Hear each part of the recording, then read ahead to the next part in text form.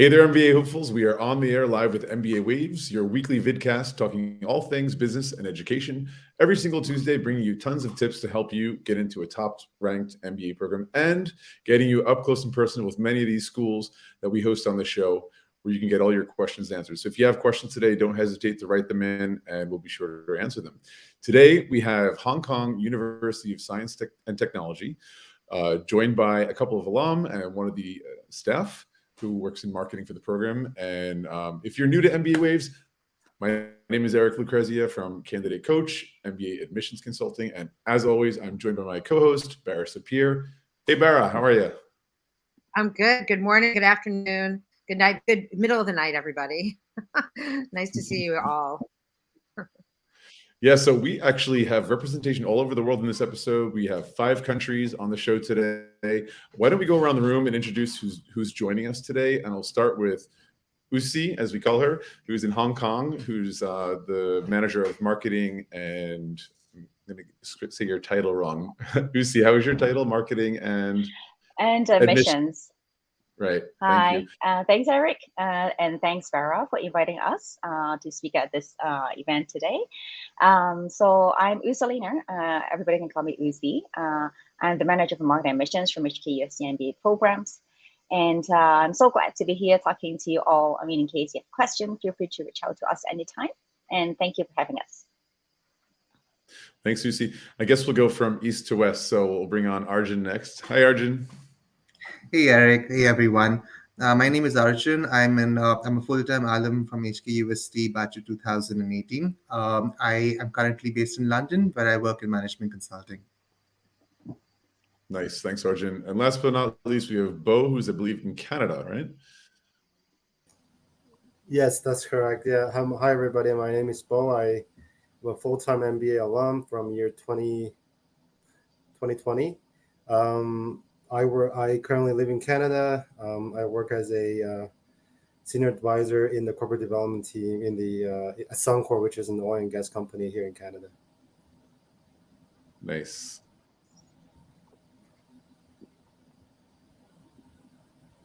Did you want Bara, me to you want to take it away? I'm happy to introduce myself. I'm Bara Sapir, City Test Prep, but I actually have questions that I want to jump to. I want to know what is happening on campus at HKUST. Thanks, Bara. Thanks, Bara. So maybe I will start first. So, I mean, HKUST, apparently we have a lot to share about, you know, the curriculum, the network, etc. One thing I'd like to highlight that happened recently is, you know, that we have been getting a lot of great support from our alum, you know, like Arjun and Bo talking with the audience tonight. Recently, we have received a donation from one of our alum, part-time alum.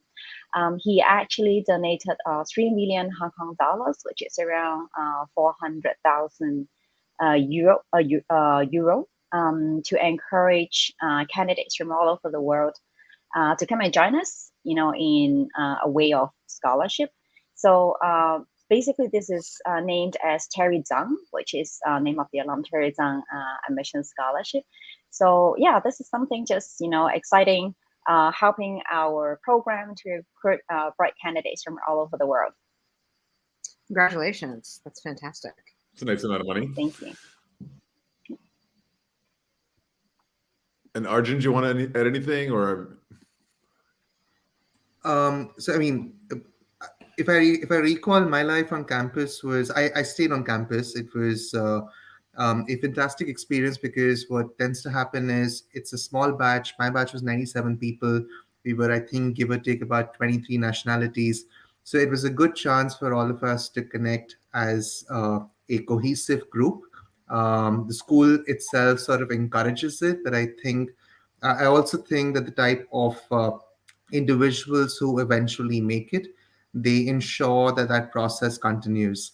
It's a close-knit society, if I may. We are encouraged to network with alums, to network with folks who are part of the part-time MBA and such. So I'd say, just to sort of reiterate, it's a very close-knit bunch of people, whether it's your batch, incoming batches, or alums. Nice. Maybe I nice. can add, on the fun side, I think when I was looking across all the MBA schools and when I was applying, I think what attracted me the most about HKUST is essentially its beautiful campus. It was when I was picking schools, I had a target area is in Asia. I wanted to do a little bit of finance, focus on finance, and Hong Kong is a no-brainer. It's the financial hub of Asia. When I looked across the schools in Hong Kong, the campus itself was the main attraction for me. It's so beautiful. It's located on the seashore. The one thing that I noticed on the when you search HKUST on Google, you have an image of a football field or soccer field right by the seashore. And I think that was one of I'm a soccer guy, so I love playing soccer. So that was biggest thing for me. Nice. Okay, so speaking about the full-time MBA program, what are some of the standout unique features of the HKUST MBA? Maybe Usi, you want to take that first? Yeah, sure. So maybe I'll go from the program offering perspective. So basically, HKUST, we actually offer very up to date curriculum. So I mean, apart from very foundational, finance, management, consulting, marketing, training, we actually have two different tracks, which is the first one is business technology and analytics, and the second one is about sustainable leadership. So I would say, on top of a good MBA curriculum, we actually want to kind of future-proof the CV of our MBA graduates. So basically, if you come, you'll learn courses, for example, cryptocurrency, blockchain, AI, big data. In terms of sustainable leadership, you'll also learn, for example, managing changes. How do you, communicate with your key stakeholders on, if you want to roll out new ESG ideas. We also have courses such as ESG investing. So I would say this very up to trend curriculum actually gives our graduates an edge on what they learn and of course what they put on CV as well. And the second thing I'd like to highlight is about the flexibility. For our MBA curriculum, for the full-time MBA, we actually offer around 60 electives and flexible course. So basically, these courses are across 5 different tracks. We call them tracks. But you don't have to declare, okay, which track I go to. You can basically mix and match your own, combination. So maybe you put, 50% of credits on consulting, and then 30% on business technology, and 20% on sustainable leadership. So basically, each single student in the class would have very different learning experience in terms of their academic arrangements. So I would say up to trend and flexibility would be two of the highlights that I'd like to put in terms of our curriculum. Neat. So nice. We also understand there's part-time programs and there's part-time options that are offered at HKUST. Can you and you just got this big grant from a part-time alum or student, right? So I mean, it looks like a lot of attention is being put on part-time. Can you share a little bit more about the program itself? Yeah, sure. So basically, we have 4 different study modes, same MBA but different study modes. We have 1 full-time MBA and 3 part-time MBAs. And among the 3 part-time MBAs, one would be an online MBA, but that's more for Asian students in terms of time zone. If you come and join us for part-time MBA, first of all, you have to be in Hong Kong because you have to come to campus on weekdays or weekends after work. So for the part-time MBAs, that's more for career advancements, while for the full-time MBA, it's more for career transition. I think most of the audience would be maybe in Europe or US.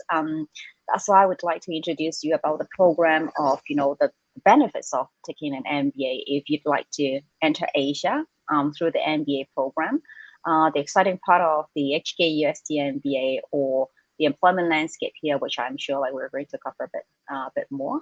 But yeah, we do offer different study modes in case the audience in the future they relocate to Hong Kong and you want to come and visit the beautiful campus as Bo just mentioned.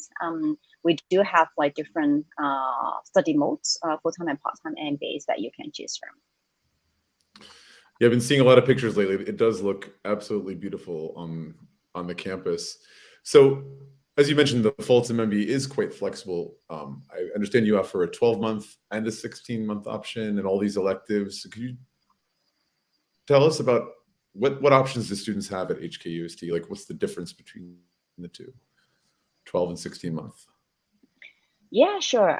So for the full-time MBA, we do have the regular, like standard 16-month mode, and we also have the accelerated 12-month mode. So basically for the number of credits, they're actually the same. So you study the same amount of courses, you have the same access to, the same pool of electives. The key difference is that majority of our students, they actually take the 16-month. But if you want to complete your study earlier, for example, if you're on company sponsorship or you're taking care of family business that you want to go back to your family business as soon as possible, then 12 months will be one good option.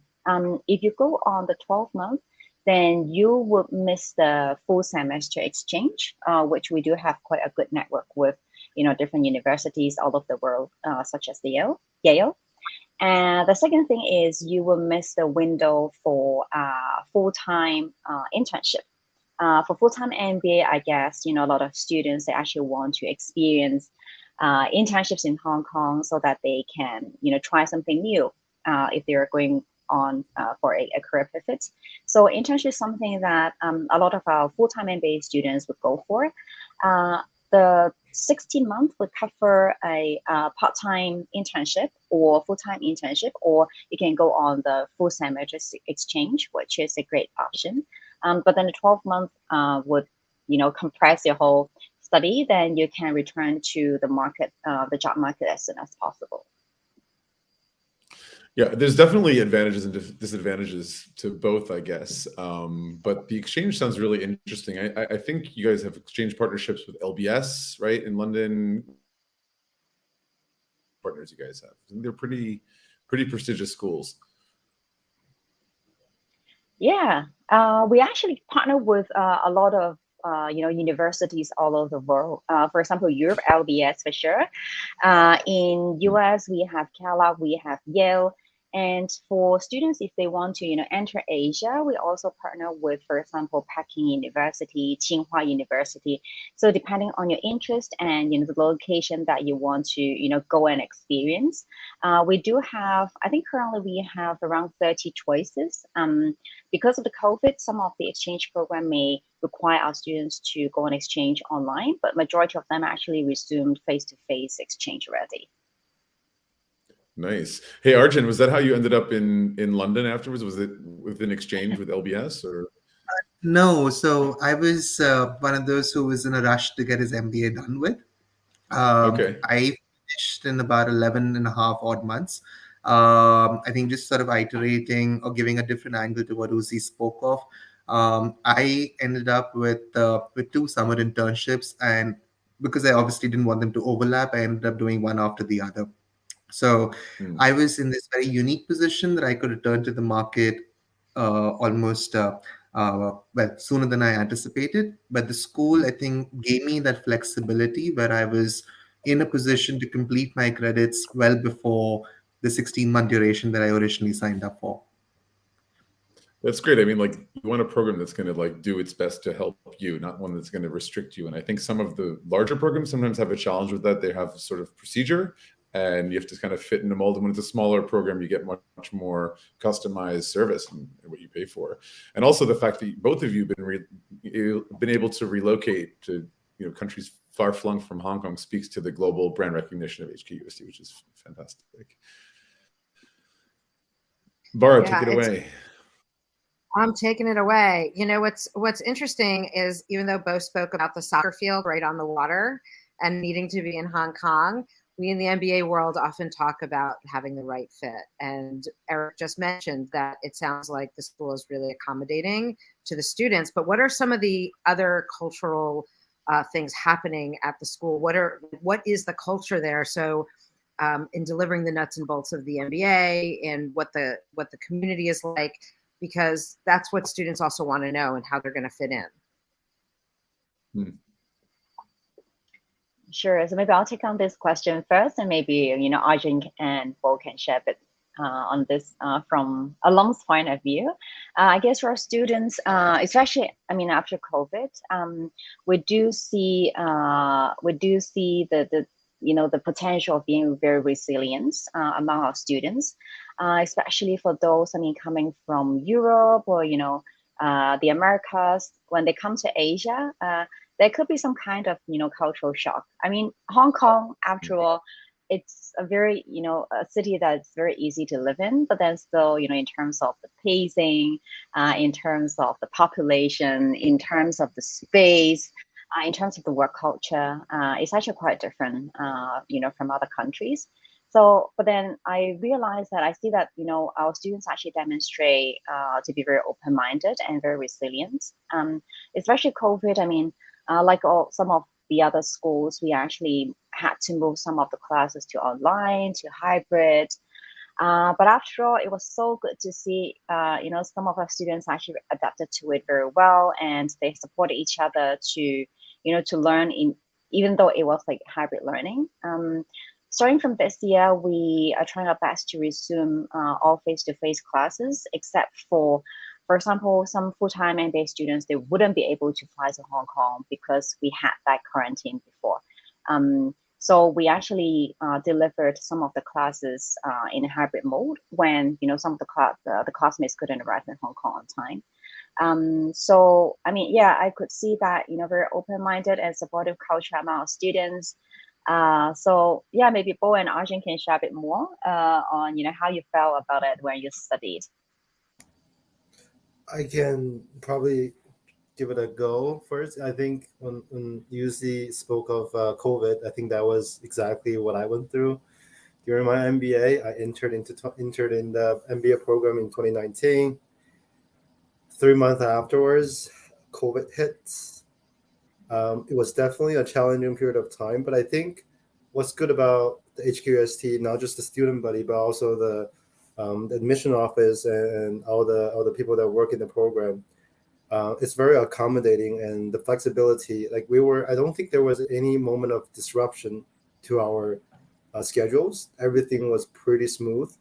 We went because of COVID, the online mode transition was pretty smooth.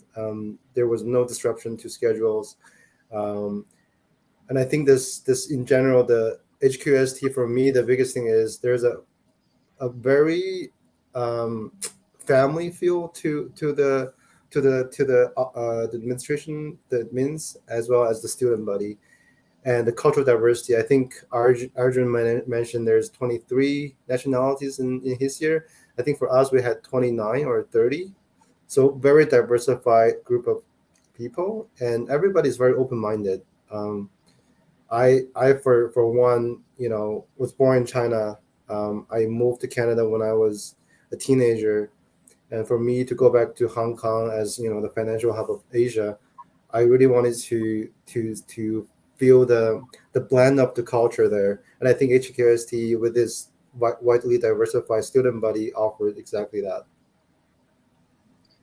Neat.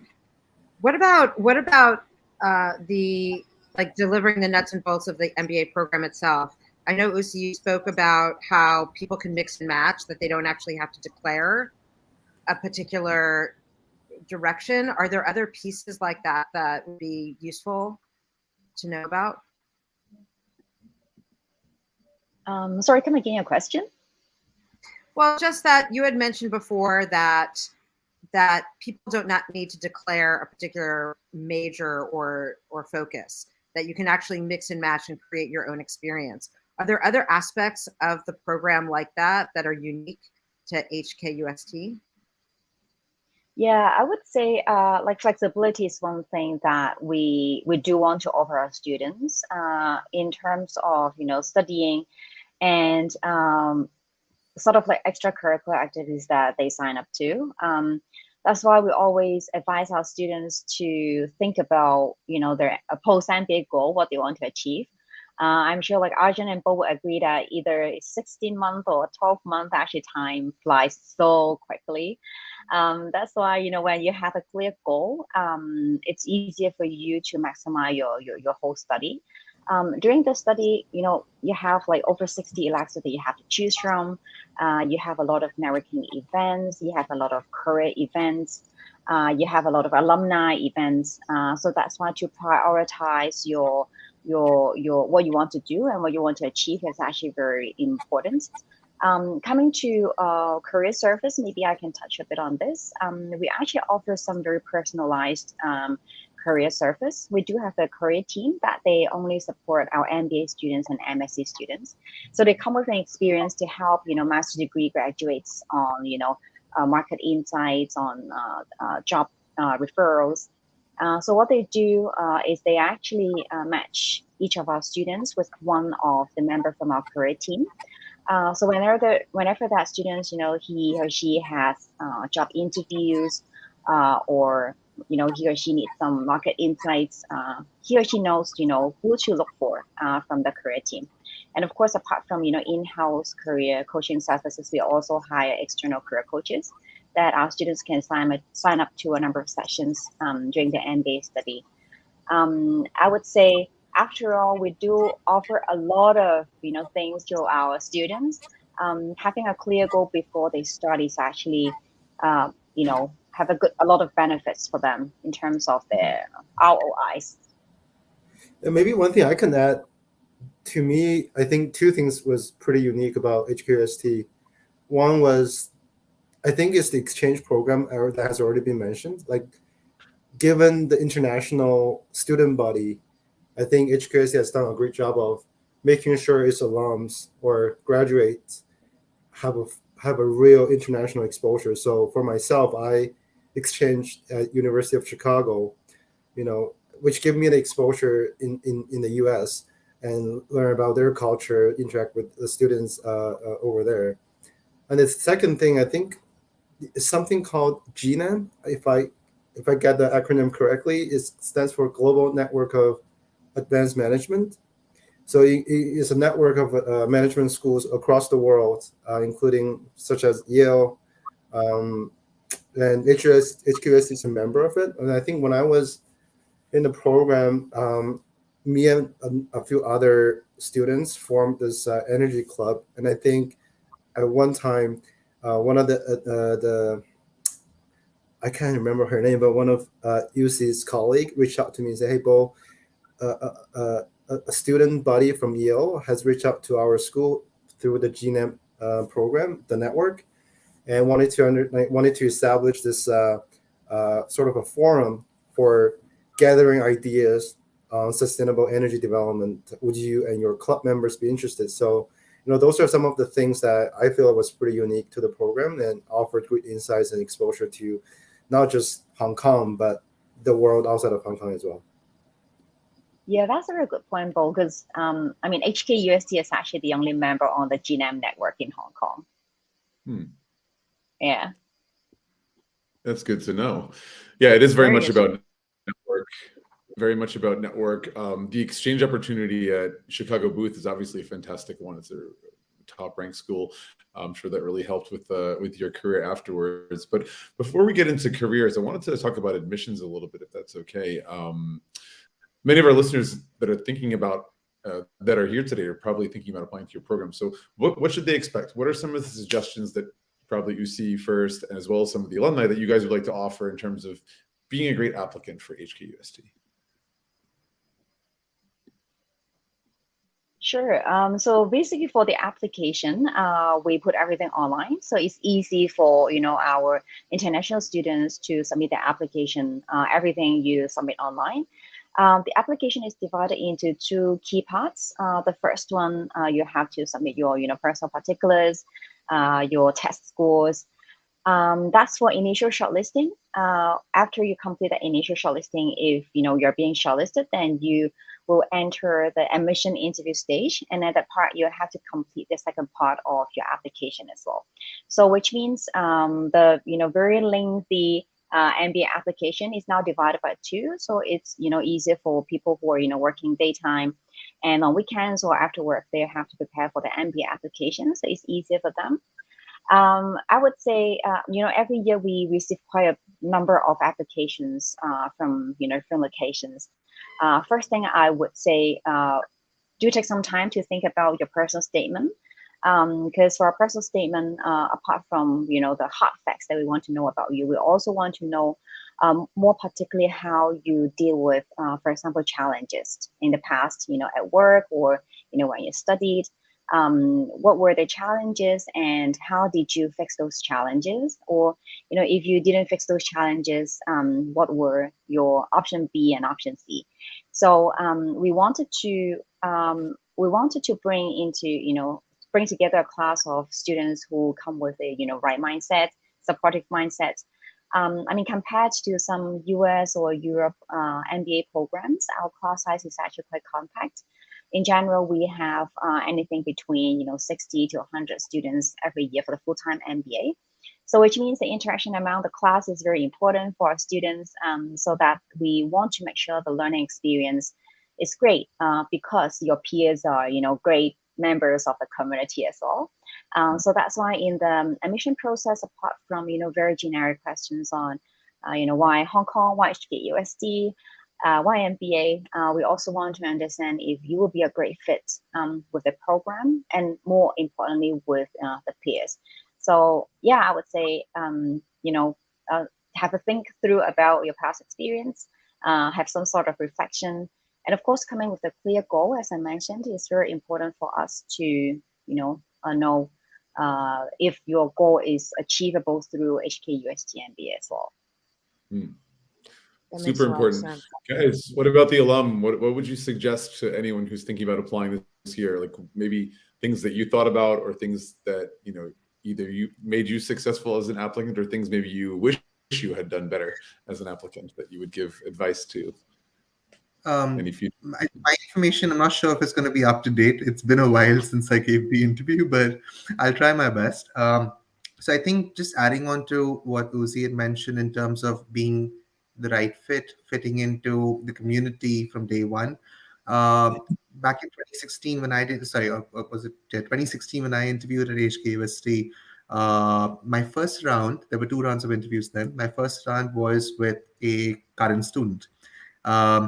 The person was not from India, which is where I'm originally from. The person was from Italy. And it was, I think, very intentional to see, do you fit into a diverse school with probably a nationality or a country which you may not have been associated with in the past. So that diversity angle is something that I believe is played to the fullest and is seen that in the sense that they want you to be someone who can fit in with people from across the world. They want you to be someone who gels well with people from different backgrounds, be it personal or professional. And then I would say the second part, again, what Uzi's already spoken to, is why Hong Kong, why HKUST, and do your professional goals post MBA sort of match with that? Makes sense. Yeah, that makes. Bo, anything to add? Oh, sorry, Bara. So I was just trying to find the unmute button. And I think they summed up pretty well. For me, it was pretty clear from myself, like where I want to go from an MBA. And it was sort of like, if I were to go to Asia, HKUST is my top choice. I think one thing that I remember from the admission process was whether you get accepted or not, you're always going to be given a feedback. And I think when I was given my feedback, the key thing that the admission team would stress is that open mind. Always keep an open mind when you, especially for someone like myself, moving from one part of the world to the, from North America, Canada, back to Asia, in Hong Kong. They say, keep an open mind. You might be surprised what you're able to find here. Don't, corner yourself into a particular career track, explore, because Hong Kong is a great place that offers many opportunities. I love hearing about Very that cool. feedback. So feedback is it's such a valuable quality, and it really makes it much more, I don't want to say, it's not intimate, but much more personal than a big program that just sort of sends out these rejection letters or acceptance letters. I had that experience surprisingly at University of Michigan with grad school, that they stopped me on the campus to talk to me about, and they hadn't told me I was accepted yet. And I thought, this is amazing that they were stopping me to talk to me about my candidacy on campus. Well, if we jump to the complete other side of something that's totally not personal, the GMAT, the GRE, and maybe the EA. I don't know if you accept the EA. I mean, people will say that's not a very personal thing because it is standardized and there's no touchy-feely at all in that world or in that score. Where does that stand in the application process, and how important is it? And there's so much controversy now about these tests. And do you accept all three of them? So yeah, we do accept GMAT and GRE, not EA at the moment. But I would say like GMAT, majority of the candidates come with a GMAT score, but we do accept GRE as well. GMAT or GRE, it's actually mandatory if you want to apply to the full-time MBA program, because, you know, as Arjun and Bo mentioned, we have quite a diverse class, and actually GMAT and GRE allows us to understand the, you know, ability, you know, the quality of the students from, you know, different parts of the world on the same standard. For GMAT, the average score is around 660. It ranges from, you know, 580 to 720. But this is the typical range. I think this year, this intake, we had an applicant who came with a GRE score. When it's converted to GMAT, it was 800. I mean, maybe it's because of focus of business technology. We actually attract like really, really good candidates with very good, you know, quant backgrounds. So we do see a, you know, uptrend of the GMAT scores. And apart from, you know, that mandatory requirement for the application, actually GMAT matters a lot on the scholarship as well. So I mean, if candidates who wish to get a chance to see if they get any scholarship, do, you know, try and submit the application with a good GMAT score to enhance the chance. Yeah, that makes sense. Thank you for that. Yeah, it makes sense. I mean, what I'm hearing is that you really evaluate the whole, you know, the full application, not just the GMAT score. There's a lot of, all the components are very much taken into account. However, as with many schools out there, the GMAT is very important in terms of scholarship, which makes sense and is kind of standard. So I'm thinking about academics now, academic content. We all know that HKUST has some fantastic professors, but who are some of your star professors these days? What are they working on? What makes them so great?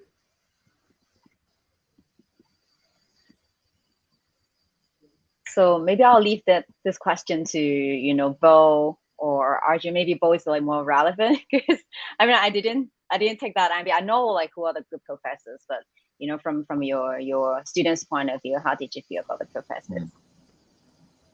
I'll start, and then I think maybe the same professors were there when Arjun also was in the program. I think. When did you graduate? Oh, I didn't get your. I graduated end of 2020. So I guess I always get these things mixed up. I don't know if I'm year 2020 or 2021, but it's like that December, January timeline. We're all lost with COVID. Okay. And Arjun, when did you graduate? So I finished in 2017, but I'm the batch of 2018 because of that 12-month, 16-month thing. Right. Okay. Yeah. All right. Sorry to cut you off, but go ahead. That's fine. I remember. I think HKUST professors all come from. Actually, they come from very different cultural and ethnicities. We have a mixture of professors that are born and raised in China or Asia, but then studied overseas, came back with, you know, from schools such as Stanford, Caltech, et cetera, MIT. And then we also have some American professors who has the American cultural background, but they have invested their time, probably, you know, 10 years, 20 years of their lifetime in, you know, working and living in Asia, or actually Hong Kong in particular. So you have this mixture of professors with Western cultural background, but lived and worked in Asia for most of their life. And then Asian professors who was born and raised, has that Asian culture, but then studied overseas. So it's always this perfect blend between the West and the East. I think one professor that stood out to me, I think maybe it's the same professor that Arjun had for the management consulting class, Christopher Doran. I think Christopher was a professor with probably over 20 years of experiences working at McKinsey, tons of management consulting experiences, specialized in M&A. I think his classes were one of the most memorable, just simply from a perspective that he really knows his stuff, and everything he teaches is from a very practical perspective, but also married pretty well with the academic. And I think and also one thing that I remember the most is that his classes are really hard. It's hard for people to get an A, and everybody in the MBA school are, that aggressive A-type personalities, they all want to get an A. And I think Christopher really made the curriculum interesting and challenging at the same time, and everybody feel intellectually challenged. We have students who somewhat of a seasoned M&A advice, who work in the Big Four, iBank, who have some experiences in M&A, but they also feel challenged even when they're taking his classes. Sounds great. Every time we do these school episodes, I want to enroll in all of these classes that people talk about. What about careers? If we can jump over to that, I know that that Usi, you talked about having goals, and at the school being able to meet the student where they're starting out and starting with the application, and really being there for the student.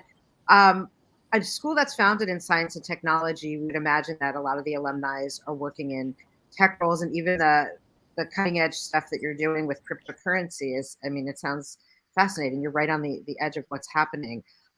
Plus, Hong Kong is one of the top 5 major finance hubs, which Bo had also mentioned that there was no other place I wanted to go to school. So maybe your grads are working in banks or other financial institutions. I think, Arjun, you said you're doing consulting, and Bo, you're doing energy work. But what other things are alum doing? Obviously, they're all over the world doing it coming from here. That's demonstrated now. But what can a student expect from employment opportunities from graduating from HKUST? Yeah, sure. So, Hong Kong, it's a vibrant city. It's very fast paced. It has a lot of opportunities, and Hong Kong was just named as world's freest economy by the Fraser Institute. So which represents a lot of happenings and all the opportunities happening in the city. So for our MBA graduates, I would say majority of them, around 30% of them would go to finance, because after all, Hong Kong is a finance hub. And we do see a growing trend of tech jobs. So I think in the past few years, technology roles has been always in the top 3 ranked for our placement industries. So companies, for example, Apple, Facebook, Microsoft would hire MBA students because they do need someone who know how to manage tech teams and tech business. And of course, consulting is one of the popular industries that our MBA students would enter.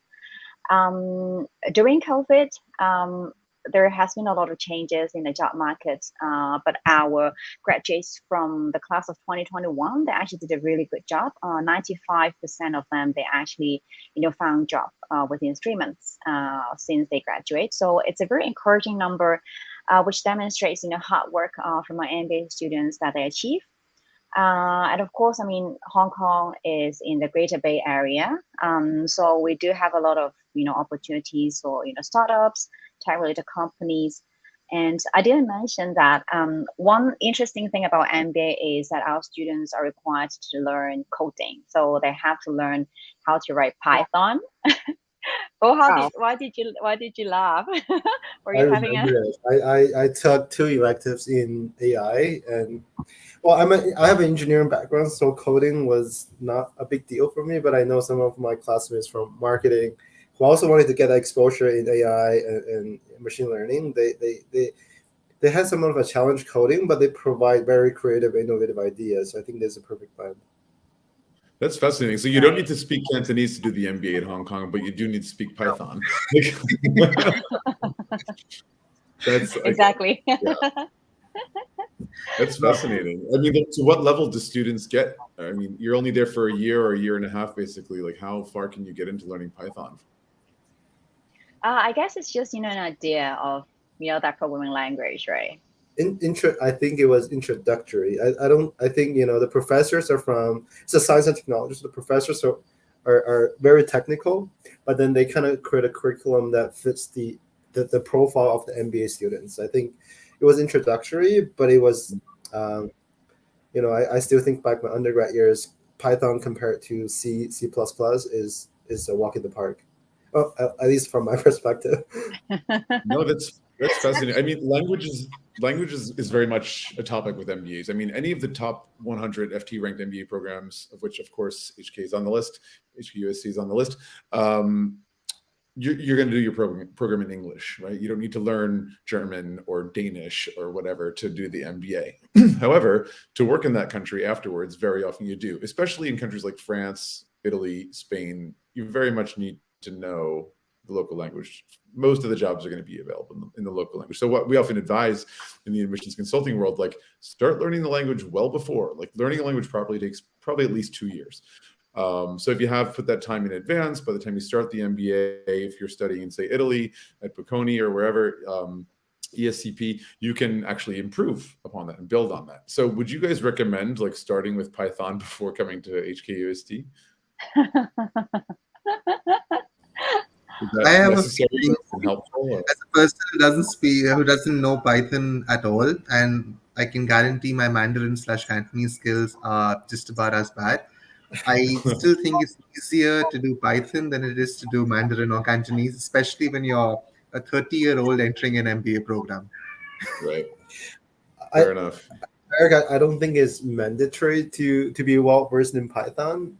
But I think is, like I said, it's an elective, so you can if you're interested in new tech, and I'm sure if a candidate is interested in that part of the as a career, he would have already picked up some familiarity with those languages. So and we basically do it at an gradual upskill level. So we start with an accelerated course, which is like 1.5 day on Python first. You get a sense of this programming language, and then during the MBA, if you're interested in that, you can go for the more advanced level for sure. That's cool. That's a unique dimension to the program.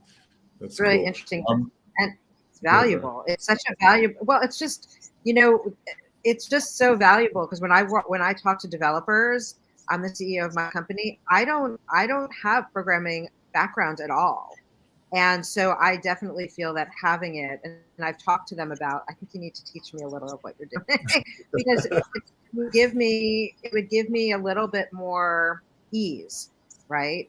So I think it's an amazing opportunity for people to gain that perspective, even if they're not going to be doing the work. It's really unique. I haven't heard that yet. It's pretty amazing. I think it just speaks to the fact that if you're coming from a tech background and you want to do an MBA, HKUST is a great place to be. Or if you want to pivot towards a more tech role, it makes sense to come to this kind of school, even if you're not going to necessarily stay in Asia for your career. So that's really cool. I know we touched on alumni a bit before, but I just wanted to ask a little bit more about alumni. Obviously, we have 2 fantastic alumni with us tonight that we've heard from, but maybe you can share about what some of your friends, colleagues, fellow classmates are doing. So there's that. And the other part of my question is, what kind of services exist long-term at HKUST for alum? I can take this one first. I'll answer your second question first, Eric. So in terms of services, there is an active alumni network, which is sort of led by UST directly. We are sort of consistently updating our profiles, getting in touch with each other. It's got your usual services such as new job postings, for example, or alum in the news, or whatever the case might be, some things in those lines. On a very informal level, irrespective of whether you're in Hong Kong, China, Europe, or the Americas, we have an alumni WeChat group, for example. So it's easy, let's say, for thousands of alumni from different backgrounds, different batches, part-time / full-time, coming together and discussing things that are relevant to, let's say, our future betterment, so to speak. Not necessarily limited to from a career point of view, but going slightly beyond that. I would say that, the alumni network is all across the world. And I think one growing trend, and this is a very positive one, is back, let's say, 10 years back, I would say bulk of the alumni was largely speaking centered around mainland China, Hong Kong, and Singapore. But we've seen over the last 6-7 years that people have sort of spread their wings, so to speak, Bo and myself being two examples. And we do have a lot more alumni now, but in Europe, in the Middle East, the Americas. If I recall, there's at least one person in South America as well now. So it's a young program, but it's a fast growing, well spread sort of from an alumni network point of view. Yeah, that makes sense. Mirroring like all the Asian economies fastly exploding as well. Bo, did you have anything to add to that? I think Arjun summarized it quite well. I think there is a WeChat group, obviously, and for those who are not familiar with WeChat, is a super app that developed by a Chinese tech company. And then there's also a WhatsApp group, right? Because not everybody uses WeChat. And I can tell you, just recently, people are still like from my class. This is 2 years ago.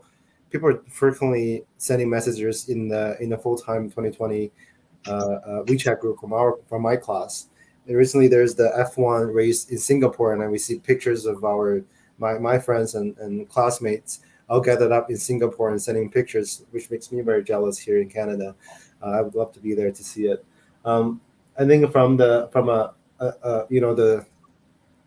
career placement, maybe not career prospects for the alums, like UC said, is that portion is correct in terms of finance, management, consulting, and tech.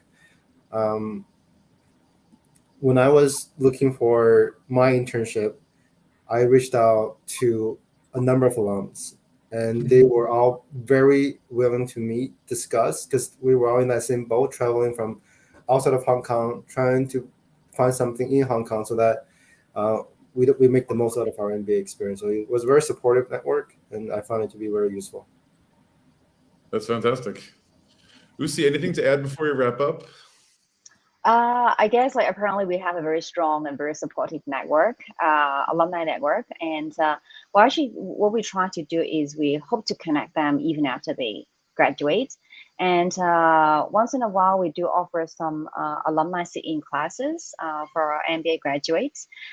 So we open up, seats for classes, for example, business tech classes. So, graduates, they can come back and, refresh their knowledge and also refresh their network. So yeah, I mean, our alumni is like all over the world. That's why we have an online platform that's for HKUST MBA, which is Alumni Hub, to help each other to connect, wherever they go. And that app is actually very powerful. When, for example, if one day Bo go to Singapore, then he can look for, nearby alumni using the map search function, which is really useful to help them to connect with each other in person. So yeah, I mean, we do have a very strong alumni network, and welcome, all bright candidates to come and join us at HKUST MBA.